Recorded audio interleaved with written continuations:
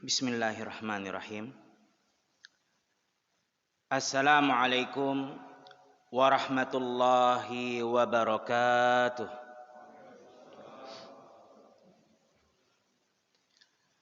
Innal hamdalillah nahmaduhu wa nasta'inuhu wa nastaghfiruh wa na'udzu billahi min syururi anfusina wa min sayyiati a'malina. Man yahdihillahu fala mudilla lah wa man yudlilhu fala hadiya lah. Wa ashhadu an la ilaha illallah wahdahu la syarika lah wa ashhadu anna Muhammadan abduhu wa rasuluhu la nabiyya ba'dah. Qala Allah subhanahu wa ta'ala fil Qur'anil Karim, ya ayyuhalladzina amanu taqullaha haqqa tuqatih wala tamutunna illa wa antum muslimun, amma ba'd. Alhamdulillah, selalu kita memuja dan memuji Allah Subhanahu wa taala atas segala nikmat-nikmat dan anugerah-anugerah yang sangat banyak yang telah Allah berikan kepada kita. Begitu pula selalu salawat dan salam kita panjatkan, kita junjungkan kepada Nabi kita Nabi Muhammad sallallahu alaihi wasallam, dan kepada keluarga-keluarganya dan para sahabat-sahabatnya, karena semua telah Allah katakan radhiyallahu anhum wa radu'an. Allah telah ridha kepada mereka semua dan mereka semua pun telah ridha kepada Allah subhanahu wa ta'ala. Hadirin jamaah yang dirahmati Allah subhanahu wa ta'ala, sebagaimana yang telah kita ketahui bahwasannya di setiap Ahad pekan ketiga ba'dal maghrib seperti biasa, sebelum adanya COVID-19 ini, kita mengkaji dan membahas kitab Al-Arba'in An-Nawawiyah. Walaupun sempat berhenti karena adanya COVID-19, kemudian alhamdulillah Allah Subhanahu wa taala mudahkan lagi kita untuk melanjutkan kajian tersebut. Oleh karena itu, pada pertemuan kali ini kita akan melanjutkan pembahasan kita pada kitab Al-Arba'in An-Nawawiyah, yang mana insya Allah kita sudah sampai pada hadis yang ke-14. Terakhir sekali kita membahas hadis yang ke-13 sebelum adanya COVID-19.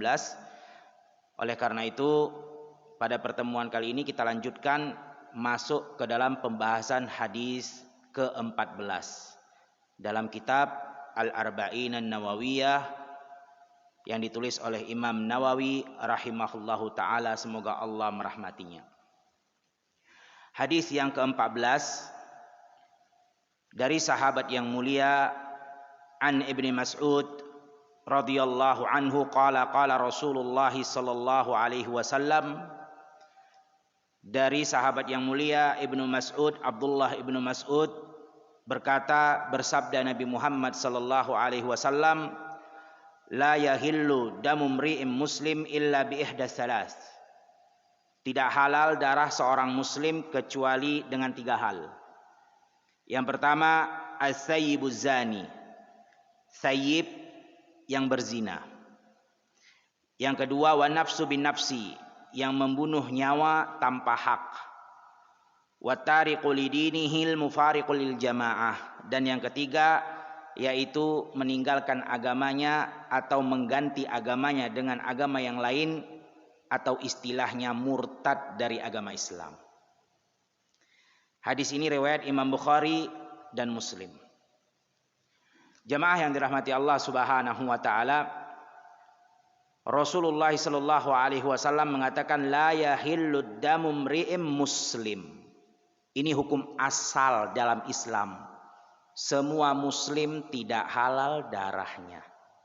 Ini hukum asalnya. Dan hadis Nabi Shallallahu Alaihi Wasallam ini juga dikuatkan dengan dalil-dalil dari ayat Al-Quran dan hadis-hadis yang lain juga.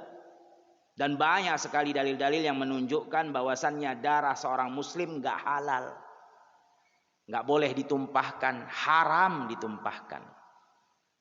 Sebagaimana hadis Nabi Shallallahu Alaihi Wasallam yang lain, al-muslim alal muslim haram, kata Rasulullah.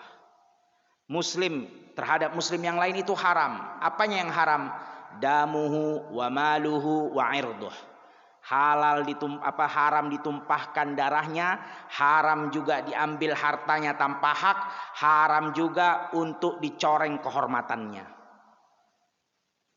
Begitu juga kata Allah Subhanahu wa taala di dalam Al-Qur'an, "Wa may yaqtul mu'minan muta'ammidan fajazaohu jahannam."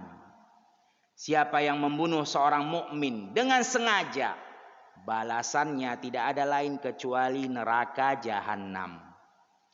Menunjukkan apa? Semua dalil-dalil yang kita sampaikan di awal tadi menunjukkan bahwasannya hukum asal seorang muslim haram darahnya untuk ditumpahkan.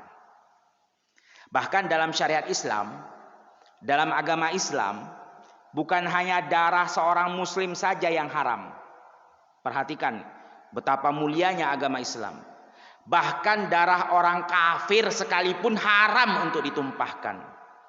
Ini biar kita paham bagaimana prinsipil akidah keyakinan ahlu sunnah wal jamaah. Banyak orang salah paham, dikira akidah ahlu sunnah wal jamaah itu seperti yang dikatakan radikal, seperti yang dikatakan teroris. Tidak. Ahlu sunnah wal jamaah sangat menghargai dan menghormati sesama muslim. Bahkan bukan hanya muslim, orang kafir juga nggak boleh ditumpahkan darahnya. Jangan sembarangan.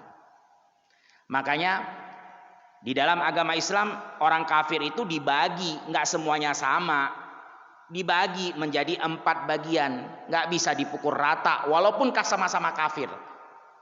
Ada namanya kafir harbi. Kafir harbi ini kafir yang memerangi umat Islam, yang menyerang umat Islam. Itu yang boleh ditumpahkan darahnya. Boleh. Tapi dalam syariat Islam juga boleh dibebaskan. Dalilnya mana?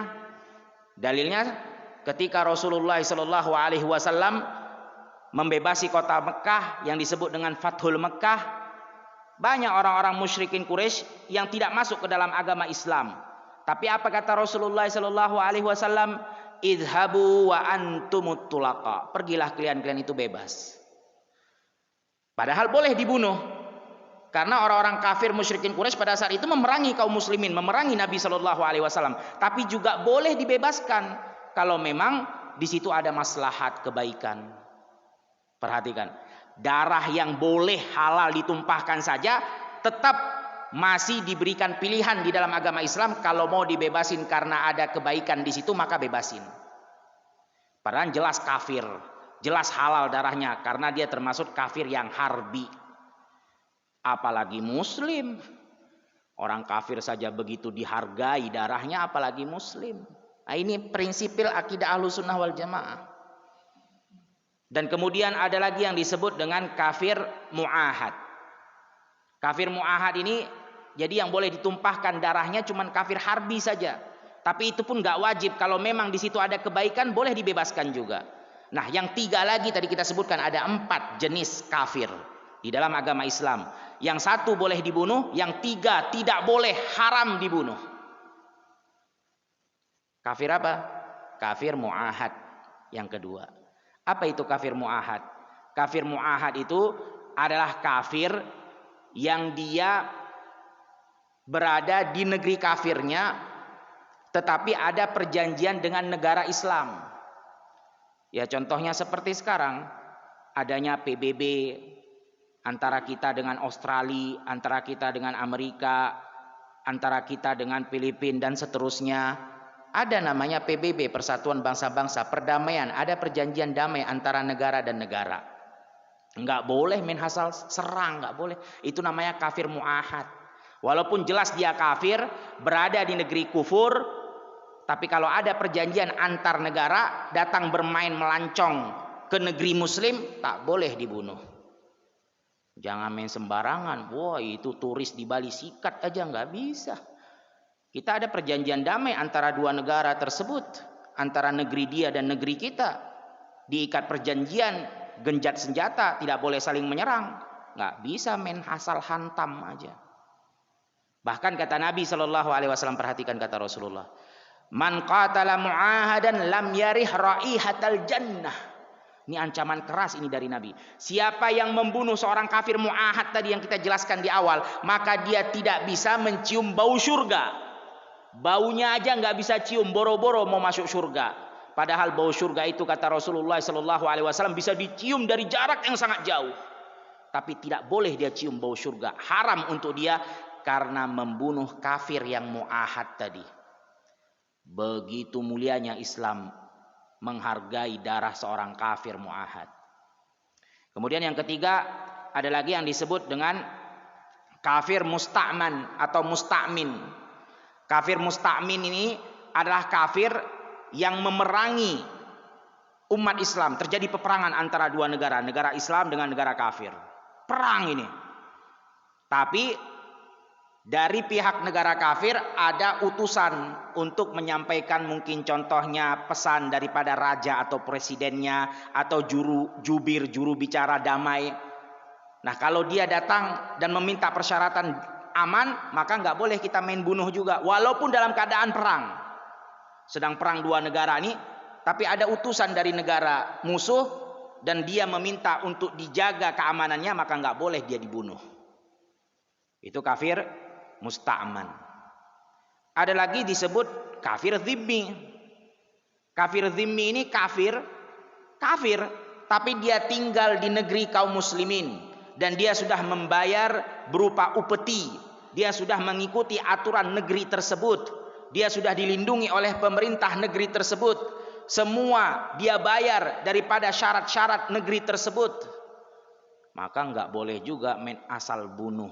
Hati-hati, bahkan kata Rasulullah SAW, siapa yang membunuh kafir dhimmi atau mengganggunya atau menzoliminya, kata Rasulullah, ana ajizuhu yaumal qiyamah, saya nanti yang bela dia di hari kiamat. Dibela sama Rasulullah kalau kita main asal ngezolimi kafir dhimmi. Kafir yang tadi kita sudah bilang, sudah bayar jizyah, bayar upeti, dia sudah bayar segala macam, izin tinggal, visa udah dia bayar, dia hidup di sini, berdagang di sini, main kita ganggu aja. Nanti engkau berdebatnya dengan Rasulullah di hari kiamat. Itu kata Rasulullah sallallahu alaihi wasallam. Begitu mulianya Islam. Bukan hanya darah seorang muslim, darah kafir pun dijaga, apalagi muslim. Pastilah akan lebih dijaga lagi.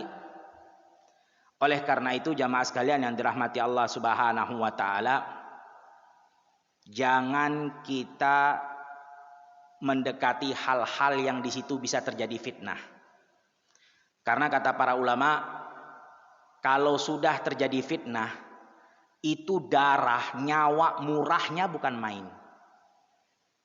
Antum kalau ngelihat di situ terjadi mungkin demo ya, atau terjadi di situ perihal yang membuat suasana panas antara dua kubu, jangan antum ikut nimbrung, jangan antum malah bikin rame. Hati-hati jamaah, bahaya. Darah muslim itu sangat dihargai di dalam Islam. Bahkan kata Rasulullah SAW, hurmatu damul muslim a'zamu indallah min hurmatil Ka'bah. Keharaman darah muslim itu lebih besar keharamannya dibandingkan keharamannya Ka'bah di hadapan Allah Subhanahu wa taala. Ka'bah itu mulia sekali jemaah. Ka'bah itu adalah simbol Islam, tempat kita tawaf setiap tahun, wajib ketika haji bagi yang mampu. Begitu mulia agungnya rumah Allah ini Ka'bah. Tapi kalau dibandingkan dengan darahnya orang Islam, lebih besar lagi keharaman darah Islam daripada keharaman Ka'bah. Begitu sangat dijaganya darah seorang muslim. Makanya nggak usah dekat-dekat. Kalau antum melihat, wah ini udah mulai ricuh nih, wah ini udah mulai dua kubu panas nih. Karena namanya tempat fitnah itu, kalau sudah berkecamuk fitnah, udah orang udah nggak pandang bulu lagi, darah, nyawa semua gampang dihilangkan. Begitu pula jangan gampang kita mengeluarkan statement ataupun fatwa, khususnya bagi seorang duat, seorang dai, yang di situ memicu untuk menumpahkan darah seorang muslim. Jangan sembarangan jemaah. Walaupun mungkin kubu sana salah, contohnya lah realitanya saja antara rakyat dengan pemerintah. Walaupun pemerintah itu punya kesalahan, walaupun pemerintah itu punya kezoliman yang memang jelas itu adalah zolim, tapi jangan sembarangan ngeluarin statement, oh sikat aja udah, ini jihad fisabilillah, mati syahid. Mati syahid dari mana? Yang sono pihak pemerintah bilangnya Allahu Akbar, sholatnya di masjid, ngeluarin sedekah. Ramadan dia puasa, kita juga sama, takbir Allahu Akbar, yang sana pun takbir Allahu Akbar. Syahid dari mana? Yang bingung malaikatnya ngedengerin, dua-duanya Allahu Akbar perang. Bingung malaikat pengen bantu yang mana? Yang satu la ilaha illallah, yang satu la ilaha illallah. Yang sono Allahu Akbar takbir, yang sono Allahu Akbar takbir. Polisi dan tentara itu kan juga muslim, sama saudara kita. Dia juga sholat ke masjid, dia juga puasa bulan Ramadan, dia juga ngeluarin sedekah. Sama. Mati syahid dari mana? Subhanallah. Terkadang begitu kalau sudah fitnah terjadi, berkecamuk fitnah, gampang banget itu ngeluarin fatwa. Syahid, darahnya halal, jihad, serang. Subhanallah. Baik dari kubu rakyat maupun dari kubu pemerintah. Kubu pemerintah juga begitu. Khususnya seorang dai, seorang duat yang ada di sisi pemerintah, jangan gampang juga ngeluarin statement fatwa. Oh itu rakyatnya salah, nggak apa-apa, hantam aja. Sikat, serbu dengan peluru. Juga nggak benar itu. Lah rakyat itu juga kan muslim. Pemerintah juga muslim, walaupun sama-sama punya kesalahan. Pemerintah punya kezoliman yang mereka kerjakan, rakyat juga punya kesalahan. Tapi bukan begitu cara menyelesaikan permasalahan, bukan main sikat, main hantam, tumpah darah, nggak begitu jemaah, ada aturannya. Nah, kita orang yang sudah paham tentang hadis yang kita sampaikan tadi, jangan juga kita dekat-dekat kalau tahu hal itu bakal terjadi. Jangan ikut nimbrung rame-ramein. Wah, ini harus kita partisipasi demo juga. Hati-hati jamaah, kata Rasulullah, al-qatil wal maktul finnar. Yang membunuh sama yang dibunuh sama-sama masuk neraka. Ini kalau muslim dengan muslim. Kenapa? Karena yang dibunuh juga dia berusaha membunuh saudaranya. Sama-sama punya hasrat untuk membunuh, dua-duanya di neraka Allah Subhanahu wa taala. Mau rakyat mau pemerintah, sama-sama muslim, mati dari pihak yang satu atau mati di pihak yang dua, sama-sama al-qatil wal maktul, kata Rasulullah, di dalam neraka. Jangan antum, nggak usah dekat-dekat dah. Mending antum menjauh aja. Ya, nggak ada begitu. Hati-hati. Fitnah itu sangat cepat tersebarnya. Kalau sudah terbakar, namanya orang panas. Pihak sana panas, pihak sini panas. Akal sehat hilang, bakal terjadi. Darah gampang ditumpahkan. Antum mending cari selamat aja deh. Fitnah ini nggak usah udah. Di akhir zaman ini udah banyak fitnah. Jangan antum ikut nimbrung lagi masuk ke dalam fitnah tersebut. Nah itu jamaah. Hukum asalnya seorang muslim haram darahnya untuk ditumpahkan. Kecuali 3 kata Rasulullah. Apa itu? As-sayyibuz zani. Sayyib ini pengertiannya adalah seseorang yang sudah merasakan hubungan badan dari pernikahan yang sah. Itu namanya sayyib. Jadi orang yang berzina itu ada 3 statusnya. Yang pertama statusnya dia pernah merasakan, menikmati hubungan badan dari pernikahan yang resmi. Ini status pertama. Ya, pezina itu statusnya ada 3. Yang kedua, status yang kedua, dia pernah menikah tapi belum sempat merasakan hubungan biologis. Ada juga. Mungkin contohnya ketika nikah, belum lagi malam pertama, langsung istrinya minta khulu. Ya udah nggak jadi kan. Atau tiba-tiba fisk. Fisk itu artinya rusak pernikahannya karena yang dia nikahi ternyata adalah mahramnya sendiri. Nggak boleh, langsung nggak jadi hubungan badan, nggak jadi malam pertama. Walaupun sudah terjadi sempat akad. Kemudian status yang ketiga, dia sama sekali memang belum pernah merasakan hubungan badan di pernikahan yang sah.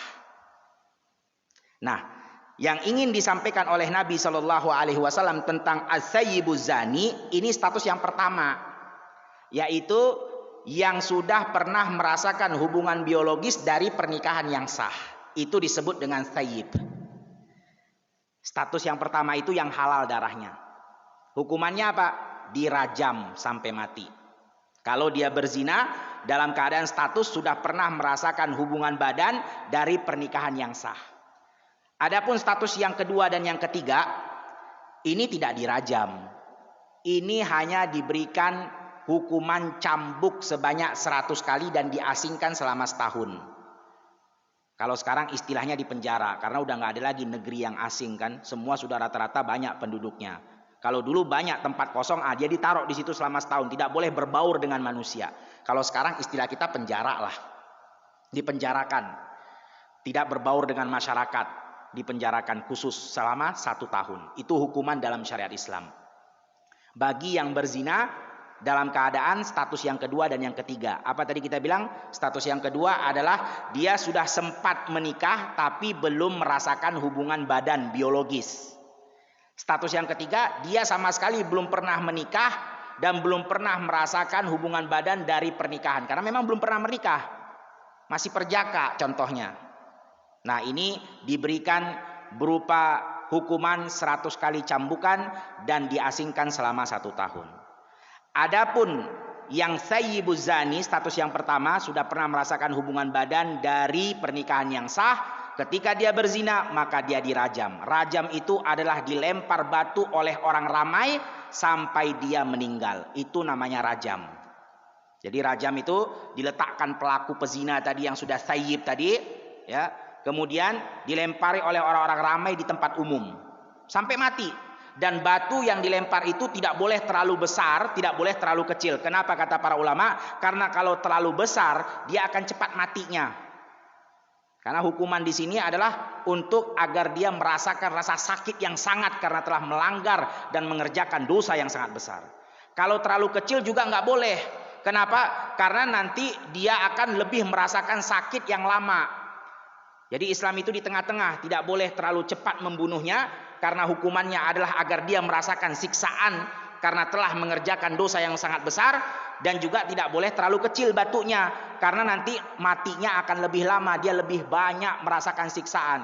Akhirnya batunya di pertengahan, tidak terlalu besar, tidak terlalu kecil. Dilempar sampai mati. Rajam ini jamaah sekalian yang dirahmati Allah Subhanahu wa taala, bisa terjadi karena 2 faktor. Ya, rajam itu baru bisa terjadi karena 2 faktor. Yang pertama, faktor pengakuan dari sang pelaku. Dia sendiri datang ngaku. Dan faktor yang kedua, bisa jadi dia dirajam karena telah ketahuan oleh orang, sehingga orang itu melapor kepada hakim yang berhak memberikan hukuman, yaitu pemerintah, hakim pemerintah, maka terjadilah rajam. Ini faktor, 2 faktor baru bisa dilaksanakan rajam tersebut. Cuman jamaah sekalian yang dirahmati Allah Subhanahu wa taala, faktor yang kedua tadi yaitu ketahuan sama orang, ini jarang sekali terjadi. Bahkan Ibnu Taimiyah rahimahullahu taala mengatakan, di zamannya saya belum pernah ada orang dirajam karena ketahuan. Kenapa? Karena syaratnya ketat. Orang yang melaporkan seseorang yang telah dia lihat berzina itu nggak sembarangan. Yang pertama, syaratnya harus ada 4 orang. Kalau kurang 1 orang aja nggak diterima. Bahkan kalau kurang dari 4 orang, bukan pelakunya yang dirajam, tapi dia yang dicambuk sebanyak 100 kali. Kalau misalnya ya mereka, kita laporin lu si fulan ke hakim, ke pemerintah. Ternyata cuma 3 orang. Ditanya sama hakim, mana 1 lagi? Nggak ada. Oh, berarti kalian yang dicambuk 100 kali. Bukan pelakunya yang dilaporin, bukan. Kalaupun sudah tercukupi 4 saksi, masih ada syarat yang kedua. Keempat saksi ini harus sama-sama melihat apakah ember sudah masuk ke dalam sumur. Ini istilah bahasanya. Maksudnya kelamin masuk ke dalam sumur. Betul-betul lihat nggak keempat orang ini? Ditanya si A, lihat embernya masuk ke dalam sumur? Kata dia iya. Yang kedua kata dia iya. Yang ketiga kata dia iya. Yang keempat katanya enggak, saya kalau ngelihat embernya enggak, cuma ngelihat telanjang doang. Oh, enggak sah, batal. Harus betul-betul ngelihat embernya itu masuk enggak ke dalam sumur. Kalau cuma enggak, saya kalau ember enggak kelihatan, cuma kelihatan telanjang doang, dua-duanya telanjang, dempet-dempetan, oh ini enggak sah. Nah, tapi udah telanjang bulat. Walaupun udah telanjang bulat, lihat nggak embernya? Kalau lihat jelas, baru sah. 4 orang tadi baru diterima laporan mereka. Makanya susah, jarang ada yang dirajam karena ketahuan, karena nggak sembarangan jemaah. Kenapa nggak sembarangan? Karena tadi hukum asalnya darah seorang muslim itu haram. Jadi memang kalau kita perhatikan rajam ini kelihatan sadis ya, kelihatan ngeri. Tapi sebenarnya pelaksanaannya nggak gampang, susah banget. Seringnya terjadi rajam dari faktor yang pertama, yaitu pengakuan sang pelaku.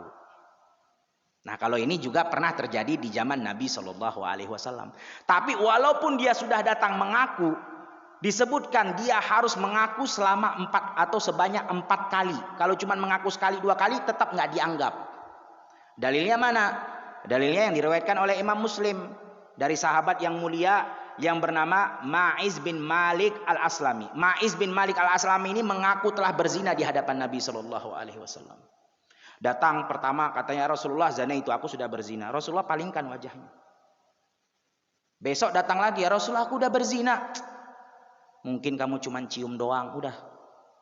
Datang hari yang ketiga, aku udah berzina. Mungkin cuma kau cium doang, bukan sampai berzina. Sampai diperintahkan oleh Rasulullah, coba cek itu si Ma'iz itu. Jangan-jangan lagi mabuk dia. Karena nggak gampang-gampangan merajam kaum muslim. Tadi kita bilang, hukum asalnya Islam mengharamkan untuk menumpahkan darah seorang muslim. Datang keempatnya, tetap ngaku, ya sudah, karena sudah 4 kali, akhirnya dirajam oleh Nabi Shallallahu Alaihi Wasallam. Tapi ketika dirajam, ketika dilempari batu, Ma'iz ini sempat kabur. Kata Rasulullah Shallallahu Alaihi Wasallam, tapi dikejar sama para sahabat, dilempar, akhirnya mati juga. Rasulullah padahal sudah mengatakan, ala taraktumuhu, apakah nggak lebih baik kalian biarkan aja dia lari sebenarnya? Menunjukkan apa? Walaupun sudah jelas hukumannya adalah rajam, tapi nggak gampang-gampangan. Kalau memang bisa dia bertaubat tanpa dia mengaku, itu lebih baik. Lebih baik. Kalau memang ya sudahlah, saya bertobat dan saya tidak mengulangi lagi perbuatan itu, udah cukup. Nggak usah lagi dilaporkan, nggak usah lagi ngaku kepada hakim, udah cukup antum dengan Allah. Karena memang tadi, walaupun rajam itu kelihatan sadis, tapi pelaksanaannya sulit, nggak gampang. Nggak main sikat aja. Begitu juga dalilnya pernah terjadi seorang yang berzina mengaku di hadapan Nabi, yaitu seorang imro'ah dari suku Ghamidiyah. Yang dia datang dalam keadaan sudah hamil. Ngaku, ya Rasulullah aku telah berzina. Kemudian kata Rasulullah, ya sudah biarkan lahir dulu anakmu.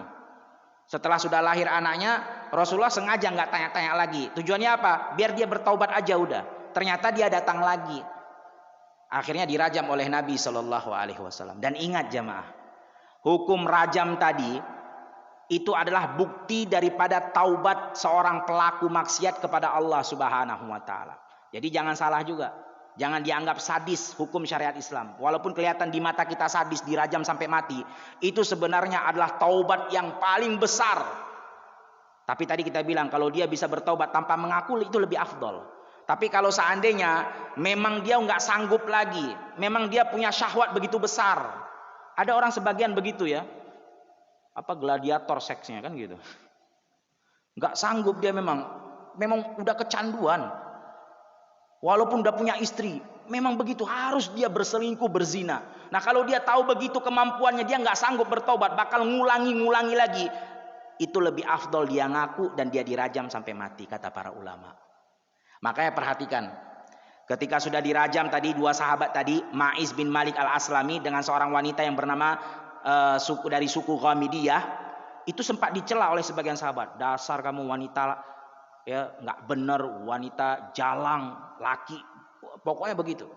Kata Rasulullah Shallallahu Alaihi Wasallam, laqad taubat bi taubatin lau aksama ala ahlil Madinah lawasi'athum. Jangan sembarangan kata Rasul. Dia sudah bertaubat di hadapan Allah dengan taubat yang begitu besar. Kalau dibagikan kepada seluruh penduduk Madinah, maka cukup semua taubat itu untuk penduduk Madinah. Begitulah Islam. Jadi jangan salah ya. Memang kelihatan sadis, tapi praktek pelaksanaannya itu nggak gampang, sulit. Bahkan tadi kita bilang, walaupun dia sudah mengaku, mengakunya harus sebanyak 4 kali. Nggak langsung dieksekusi, nggak. Datang hari pertama, udah biarin dia pergi. Agar apa? Diharapkan udah taubat aja cukup udah. Tapi kalau dia datang lagi ya udah 2 kali. Datang lagi ya udah. Mungkin dia sudah merasa dirinya sudah tidak sanggup lagi untuk menahan perbuatan syahwat tersebut. Nah itu jamaah, hukum orang yang sudah pernah merasakan hubungan badan dari pernikahan yang sah kemudian dia berzina. Kemudian kata para ulama, kenapa sih harus bentuk hukumannya berupa rajam, berupa dilempar batu di seluruh tubuhnya? Di sini kata para ulama, karena dia telah merasakan kenikmatan dari ujung rambut sampai ujung kaki dari kenikmatan yang Allah berikan dari jalan yang halal berupa pernikahan. Namanya orang menikah, berhubungan biologis, itu kan saling menikmati dari ujung rambut sampai ujung kaki. Baik pasangannya menikmati ya tubuh pasangannya atau sebaliknya, sama-sama menikmati.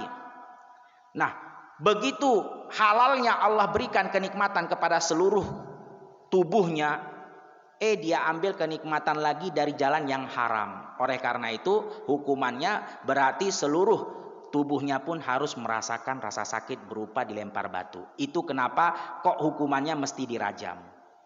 Orang dirajam kan berarti dilempar dari ujung rambut sampai ujung kaki, pokoknya dilempar sampai mati.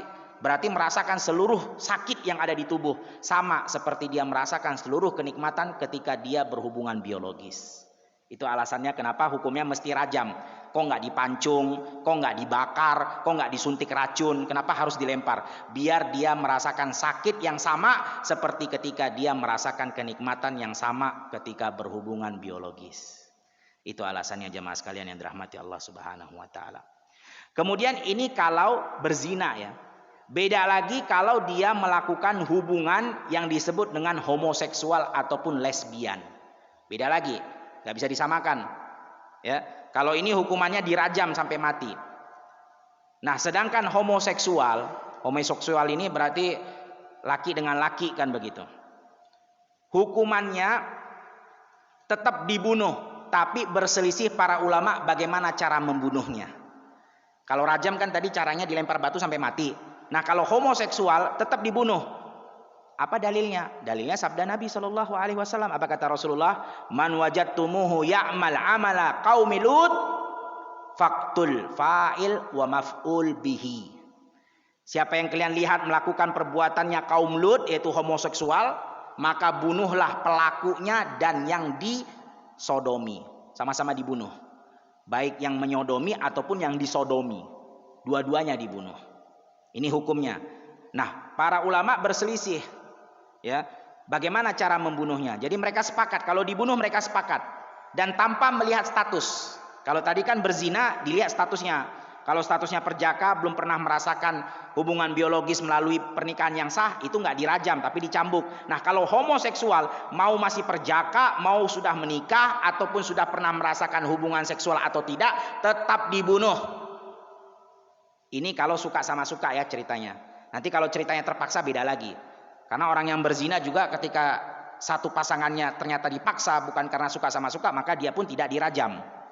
Ini pembahasannya beda lagi. Ya, ini pembahasan kepada fiqhiyah, tapi kita sedang membahas tentang faedah hadis yang disampaikan oleh para ulama. Nah, kalau homoseksual nggak dilihat mau perjaka, mau belum nikah atau sudah pernah merasakan hubungan badan atau belum, tetap dibunuh. Cuman cara bunuhnya berselisih. Ada yang mengatakan dibunuh dengan cara dirajam seperti tadi orang berzina. Ada yang mengatakan dibunuh dengan cara dilempar dari gedung yang tinggi. Ada yang dikatakan dibunuh dengan cara dipancung. Ada yang mengatakan dibunuh dengan cara dibakar. Ada ulama yang mengatakan dibakar. Tapi ini perkataan yang lemah ya. Nah, jadi mereka berselisih bagaimana cara membunuh. Yang jelas mereka sepakat harus dibunuh. Adapun lesbian, para ulama semua sepakat pelaku lesbi tidak dibunuh, tapi diberikan hukuman yang membuat dia jerak. Mereka mengatakan kok dibedakan antara homoseksual dengan lesbian. Mereka menjawab kalau homoseksual itu ada terjadi masuk memasuki. Jadi kelamin masuk kepada ya satu benda. Sedangkan lesbian tidak ada di situ masuk memasuki kan lesbian, wanita dengan wanita. Itu alasan para ulama kenapa dibedakan hukumannya antara homoseksual dengan lesbian. Kalau lesbian nggak dibunuh, tapi diberikan hukuman yang membuat dia jerak. karena itu termasuk juga daripada dosa. Nah, itu dia jamaah sekalian yang dirahmati Allah Subhanahu wa taala. Dari pembahasan tadi yang kita sampaikan, berarti jamaah jangan pernah kita mendekati hal-hal yang bisa mengantarkan kepada perbuatan yang sangat keji, yaitu zina dan homoseksual. Hati-hati jamaah. Ini semua terjadi kenapa? Karena namanya syahwat. Kalau syahwat sudah bergejolak, hilang akal sehat. Walaupun kalau kita pikir, masa ada orang homo, laki dengan laki. Tapi memang terjadi. Itulah namanya syahwat nafsu. Makanya hati-hati, jangan deketin. Makanya kata Allah, wala taqrabuz zina, jangan dekat kepada wasilah-wasilah yang mendatangkan perzinaan. Karena kalau sudah namanya syahwat nafsu, hilang sudah akal sehat. Makanya perhatikan jemaah, kok bisa-bisanya kita dengar berita lagi COVID-19-nya ada orang melakukan homo di gedung mana? Satu pasien, satu. Subhanallah. Itulah nafsu itu. Padahal lagi COVID-19. Tapi emang otaknya udah gak jalan. Begitulah bahaya jemaah, hati-hati. Kalau memang kita sudah tidak sanggup lagi, lebih baik kita cari yang halal. Betul. Makanya kata Nabi SAW, man istata'a minkumul ba' falyatazawwaj. Siapa yang memang sudah punya kemampuan, memang dia sudah tahu ini sudah waktunya, udah nikah aja deh. Karena hati-hati kalau ditahan terus, otak antum yang pintar itu bisa jadi hilang gara-gara syahwat itu, bener. Lah tadi itu kejadian homoseksual coba. COVID-19 homo lagi. Apa enggak gila itu? Tapi terjadi karena akalnya udah hilang, nafsunya besar. Nah, itu jamaah sekalian yang dirahmati Allah Subhanahu wa taala. Kemudian perkara yang kedua yang dapat menghalalkan darah seorang muslim adalah wan nafsu bin nafsi, yaitu membunuh nyawa tanpa hak. Nah, dalam status membunuh ini ada 3 status. Ya, pelaku atau pembunuh itu ketika dia membunuh ada 3 statusnya. Yang pertama status qatlu khata. Khata itu artinya membunuh karena tidak sengaja. Nggak sengaja. Ya, contohnya kita lagi naik mobil, ya, dan memang kendaraan itu di situ memang laju yang memang dibolehkan untuk cepat. Tiba-tiba ada orang nyebrang jalan mungkin contohnya. Ya kita nggak ngelihat, ketabrak mati, itu namanya qatlul khata, membunuh tapi nggak sengaja. Salah. Emang nggak boleh membunuh tapi kita nggak sengaja. Nah, adapun qatlul khata itu bukan penyebab dia boleh dibunuh. Yang diinginkan oleh Nabi Shallallahu Alaihi Wasallam di sini adalah status yang kedua, yang menjadikan darahnya halal kalau dia membunuh disebut dengan qatlul amd, yaitu membunuh secara sengaja. Nah, ini kalau ini baru dibunuh juga. Jadi kita bilang ada 3 status. Yang pertama qatlul khata, membunuh karena tidak sengaja. Yang kedua qatlul amdun, membunuh karena sengaja, memang dia pengen bunuh. Dan yang ketiga qatlul syibhul amd, yaitu membunuh mirip-mirip dengan sengaja, tapi nggak sengaja, mirip-mirip. Contohnya seperti apa yang mirip-mirip dengan sengaja? Contohnya memang kita lagi berkelahi sama itu orang. Memang namanya orang berkelahi kan pengen ngabisin satu sama lain kan begitu. Tapi dia nggak ada maksud pengen bunuh itu orang. Dia maksudnya cuma pengen mukul doang. Dia ambillah contohnya mungkin lidi 2-3 batang. Dia libas pakai lidi itu orang. Memang lagi berkelahi, lagi marah. Dan lidi itu kan lumrahnya nggak bisa membunuh lidi. Tapi ternyata begitu dia libas kepada orang itu, mati itu orang. Memang ada niat pengen membunuh, tapi alatnya bukan alat untuk membunuh. Nah, itu namanya adalah pembunuhan mirip sengaja. Dibilang mirip sengaja kenapa? Karena pada dasarnya dia lagi marah, memang pengen mukul. Tapi dibilang bukan sengaja karena alatnya bukan alat untuk membunuh. Nah, status yang membunuh dengan sengaja itu yang dimaksud oleh Nabi Shallallahu Alaihi Wasallam. Adapun status yang membunuh karena tidak sengaja atau karena mirip dengan sengaja, kedua status ini tidak dibunuh, tapi dia harus membayar diah berupa 100 ekor onta. Nah, ini jangan salah paham ya. Jadi kata Nabi, boleh dibunuh seorang pembunuh yang dia membunuh dengan sengaja. Nah, orang yang membunuh dengan sengaja pun tidak langsung dibunuh. Ada beberapa tahapan yang harus dilewati. Perhatikan jamaah, begitu syariat Islam menjaga darah seorang muslim. Walaupun udah jelas dia berhak dibunuh.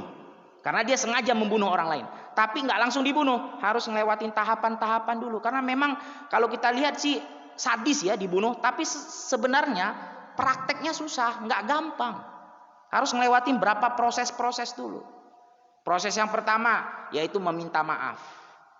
Datang kepada ahli warisnya orang yang dibunuh tadi, tolong maafin saya. Nggak dimaafin, oke, selesai tahapan pertama, naik ke tahapan kedua, yaitu musolahah, meminta damai. Ya damainya macam-macam, ditanya kamu mau apa sih? Kalau dia bilang saya mau 30M, ya udah saya bayar, itu namanya damai. Terserah ahli warisnya mau minta apa aja, pokoknya gimana caranya kita damai. Ya udah kita harus turut apa yang diminta oleh ahli waris yang telah dibunuh tadi. Kalau dia minta gunung semuanya isinya emas ya, kalau sanggup laksanakan. Nah nggak sanggup, maka naik ke tahapan yang ketiga yaitu membayar diyah. Diyahnya berupa 100 ekor onta. Ahli waris juga nggak mau, 100 ekor onta saya nggak mau. Ya sudah, tahapan terakhir adalah kisos. Nyawa dibayar dengan nyawa. Dan ini juga nggak sembarangan jemaah. Walaupun dia sudah masuk ke tahapan terakhir kisos, nggak sembarangan juga.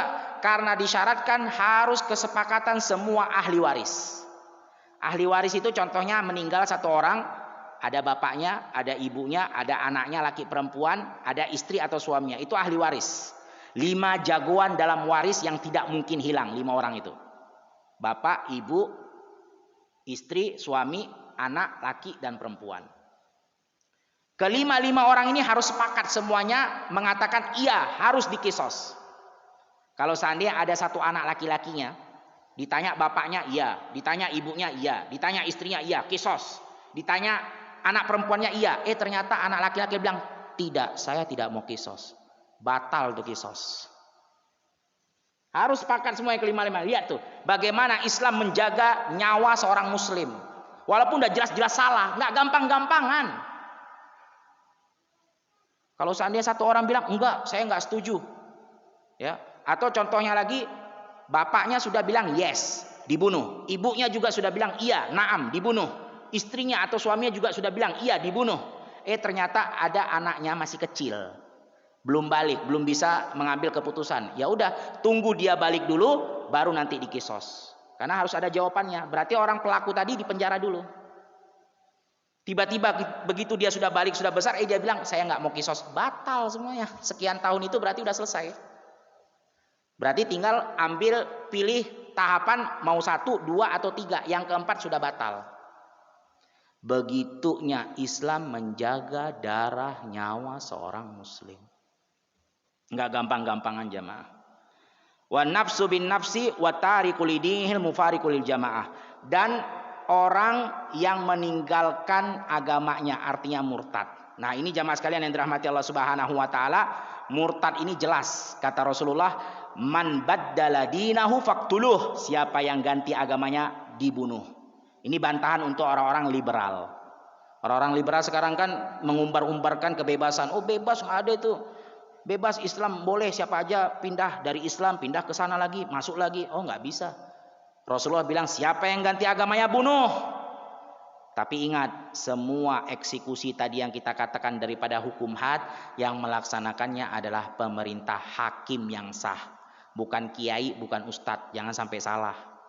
Nanti ada kita lihat orang gonta-ganti agama, Pak ustadz gimana tuh? Kata ustadznya sikat bunuh, nggak bisa. Pemerintah pergi ke hakim pengadilan, hakim yang memutuskan. Jangan main sikat aja. Nah itu jamaah, tahapan-tahapan di dalam Islam, bagaimana Islam menjaga darah seorang muslim. Walaupun sudah jelas dia berhak dibunuh, tapi tidak gampang, prosesnya panjang, prosesnya ketat. Bahkan kalau bisa cukup dia bertaubat sudah. Pelaku zina tadi walaupun sudah jelas dia syaratnya sudah lengkap, kalau bisa sudah bertaubat, cukup antara engkau dengan Allah. Udah, begitu Islam menjaga darah. Jadi jangan yang kita lihat secara kasat mata ya, Islam itu keji, jahat, kejam, main bunuh aja, main rajam aja. Enggak. Walaupun sudah pantas untuk dirajam, panjang masih prosesnya, enggak gampang main sikat enggak. Ya. Nah, itu dia mungkin jamaah sekalian yang dirahmati Allah Subhanahu wa taala. yang bisa kita sampaikan pada pertemuan kali ini? Atau sebelum kita tutup mungkin ada yang ditanyakan? Oh, azan dulu baru tanya jawab. Tafadhol, barakallahu fiik.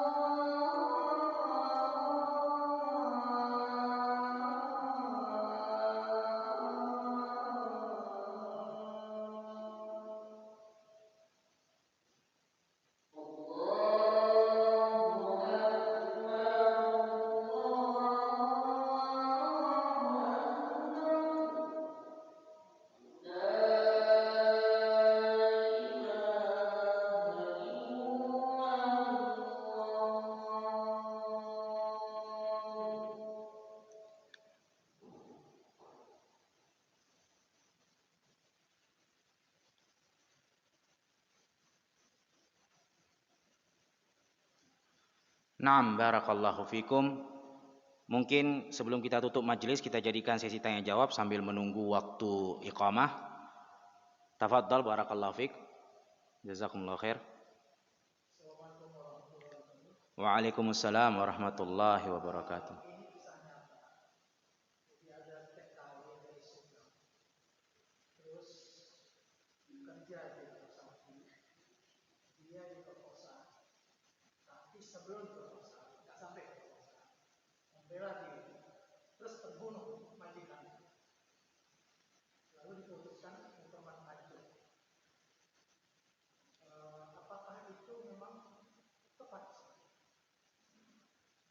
Baik. Barakallahu fiik. Adapun masalah difa'u an nafs itu jatuhnya yaitu membela diri. Dalam syariat membela diri maka tidaklah termasuk daripada membunuh nyawa.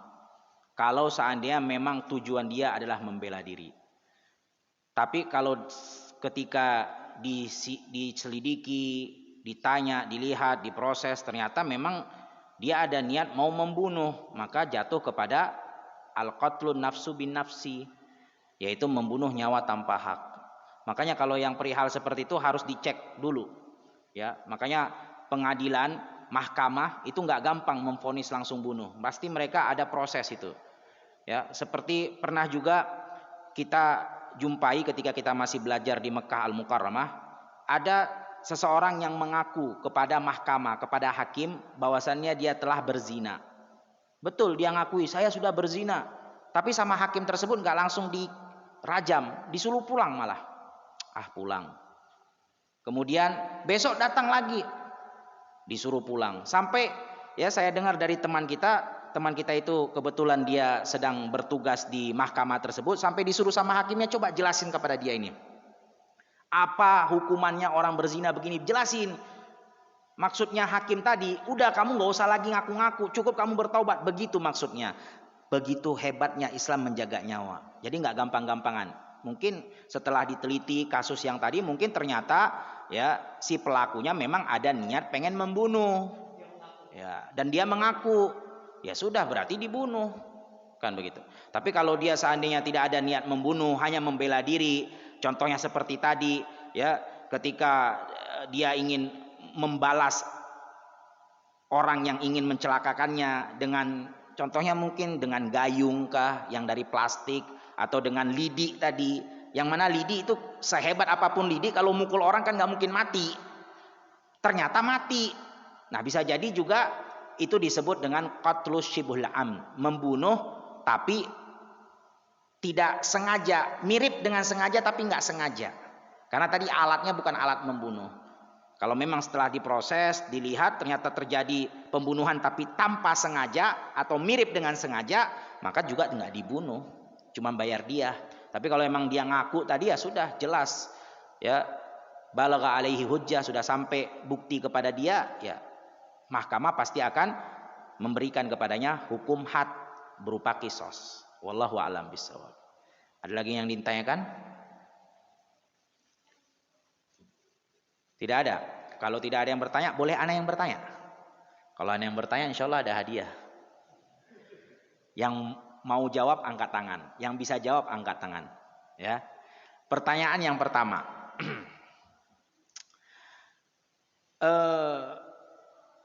Status orang yang berzina seperti apa yang boleh dirajam? Status pelaku zina, tafadhol.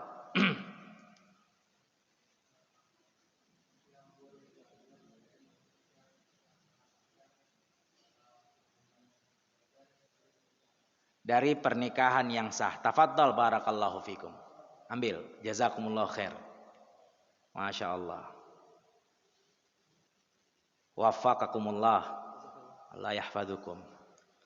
Jadi yang berhak dirajam pelaku zina yang dia sudah merasakan hubungan badan dari pernikahan yang sah. Kemudian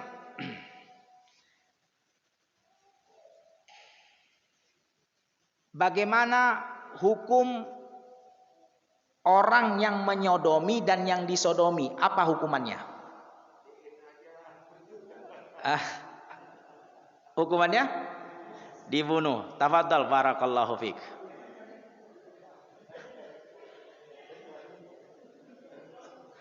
Wa iyyakum. Kemudian pertanyaan berikutnya. Coba sebutkan 4 tahapan sebelum pelaku pembunuh itu dikisos. Ada yang bisa sebutkan tahapannya? Tafadhol.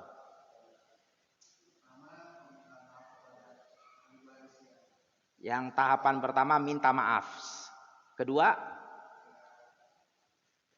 tidak dimaafkan. Tahapan kedua,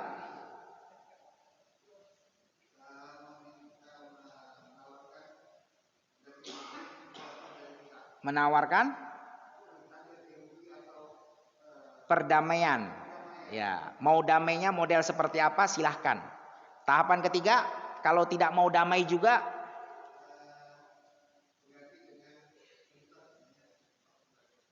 Ganti sebanyak 100 ekor. Itu dia. Kemudian tidak mau juga, tahapan terakhir adalah dikisos.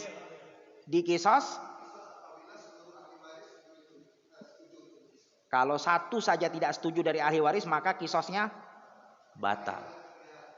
Ketiga tahapan tadi. Barakallahu fikum. Tafadhal, jazakumullahu khair. Ya. Wa iyyakum. Jadi kalaupun dia memang sudah jelas pelaku, pembunuh, berhak dikisos, tapi nggak juga langsung main kisos. Banyak prosesnya. Kemudian hukum orang yang menggonta-ganti agamanya, Islam keluar, masuk, Islam keluar, masuk, Islam keluar. Apa hukumannya? Siapa yang tahu? Hukumannya apa, Pak Ketua?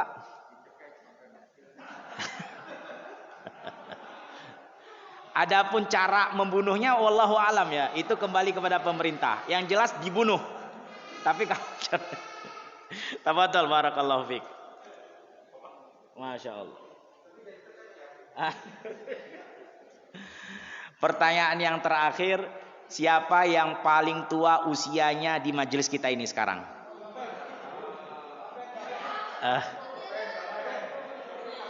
Berapa usianya?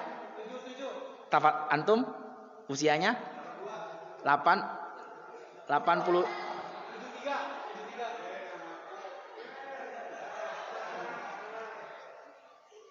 Enggak ada yang mau dibilang tua, mau dibilang muda semua. Berapa? 77. Ada tidak yang usianya sudah 78 di majelis ini? Di atas 77. Tidak ada. Berarti yang paling tua 77. Tafadhal barakallahu fiik. Silakan. Masya. Tafadhol. Ini bagus buku tentang kisah-kisah Nabi Sallallahu Alaihi Wasallam, Sirah Nabawiyah. Mungkin itu saja yang bisa kita sampaikan. Kita tutup majelis dengan membaca doa kafaratul majelis. Subhanakallahumma wa bihamdika asyhadu an la ilaha illa anta astaghfiruka wa atubu ilaik. Assalamualaikum warahmatullahi wabarakatuh.